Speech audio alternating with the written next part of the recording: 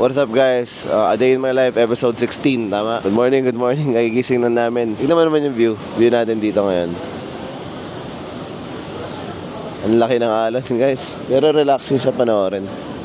Parang nanonood ng screensaver ng computer oh. Last night, daming nangyari. Sobrang saya. Sobrang enjoy na nangyari sa Flotsam, Jetsam. Ano ba yun? Sobrang naging entertaining si Dogs doon. Lahat ng tao nagpa-picture sa kanya. Dumating pa sa point na lahat na magpa-picture at babati sa kanya. Bibigyan niya ng Jack Day niya. Binayaran niya lahat. And magbabanding kami ng mga boys. Swimming kami sa pool, basketball. Tara, simulan natin tong araw na to.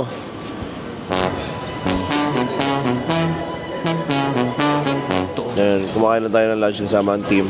Ayun, kaya muna. Kare-kare, sinigang, sisig, lechon kawali. Okay, let's go. Mainit. Mainit! Mainit. Ang init, tatalo pa sa ML.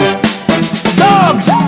Naglalaro ng ML, nakasandol lang. What's up guys? Hapon na. Gagawa kami ng mga content para sa brand. Review ng tao kung naka-follow or not. Tapos may libreng damit. And then sila Doggy nagla-live doon ng casino ngayon. Mamaya magla-live selling naman kami after that. Ayun, simulan namin ngayon yung hapon na to na full of contents para naman two birds in one stone. Nag-relax and nagkaroon din ng content na ma-upload sa brand. Para at least tuloy-tuloy, consistent tayo. And ayun, tara.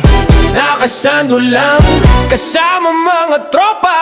Nakasandol lang, tol, tumabi-tabi. Eto na ang sandugan. Sandugan, sandugan. Sandugan, sandugan. Right now, naghihintayan lang kasi pupunta ulit sa Flotsam, Jetsam. Pinuntahan natin kagabi. And magdi-dinner doon ng konting drinks. And then dadalhin na namin yung kotse doon. Dadalhin na namin yung mga gamit namin. Nag-check out na kami sa room. Kasi re-recta na kami ng uwi. Nag-drive sa akin si Aaron. Ako, inom lang ako ng content. Di ako kasi uwi na rin kami. So, ayun. Kita-kits tayo doon mamaya.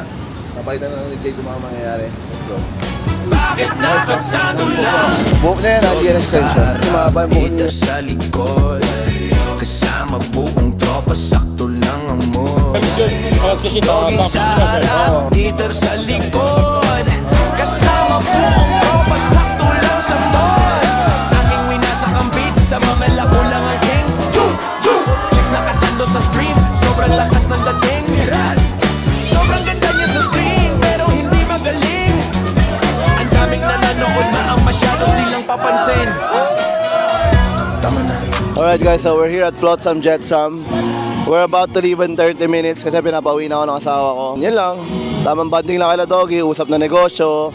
Pinakilala sa mga bossing dito ng mga dumating sa birthday niya. So, bawal lang ipakita yung clips kasi private yung mga tao. Ayun, puro opportunities and business talks. Actually, nasa resto bar pero puro negosyo pa rin yung pinag-uusapan. Doon mo malalaman na sa winning circle ka na kahit na nasa lugar kayo na dapat nag-enjoy kayo, negosyo pa rin yung pinag-uusapan.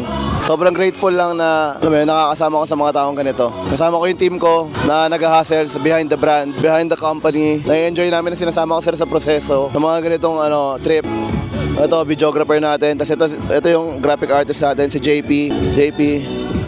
JP, yan. Kaya, we're about to leave. Uwi na kami ng Manila. Trabaho na naman bukas, bakbak. Ang daming order kanina sa live. And ayun, uwi na. Siguro dito ako natapusin tong vlog na to. Maraming salamat sa lahat ng nanood ng A Day in My Life, episode 15 and 16. Maraming salamat sa lahat na nag-share ng live, nagla-like, nanonood, sa mga nag-spend ng time para tapusin yung video namin. I hope may naambag kami sa inyo. Once na natatapos yung video, may natututunan kayo. And ayun, thank you lang sa lahat. Very grateful lang sa lahat ng blessings. And ang goal lang talaga is to be better every day. Ayusin lahat ng mga mali, itama lahat ng dapat itama. Kita tayo sa episode 17 guys. A Day in My Life, episode 17 next stop. Okay? Peace! Naglalaro